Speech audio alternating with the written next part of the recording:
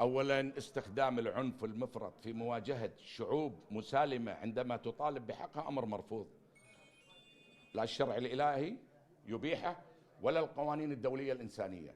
وما تم من استخدام عنف مفرط في مواجهة أهلنا البدون هذا أمر مرفوض. هذا الملف النتن يجب أن نعمل لإغلاقه ونخلص، وبالتالي نحن لا نقبل بأن يتم استخدام العنف المفرط لقمع احتجاجات سلمية من قبل فئة من أبناء هذا الشعب.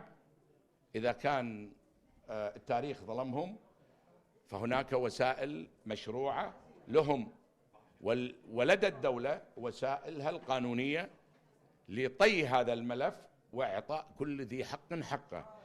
كثر المماطلة جرنا إلى هذا اليوم المؤسف الدامي، وأنا رفضت وعبرت عن هذا بأساليب عديدة، وأكيد في البرلمان جدنا نتصدى لهذا الأمر ولا نقبله، ويجب أن نطوي هذا الملف. ونتمنى إن شاء الله يعني البرلمان يكون له دور في سنته الأولى من عمره، والحكومة تتعاون أيضا مع الأعضاء في البرلمان لطي هذا الملف.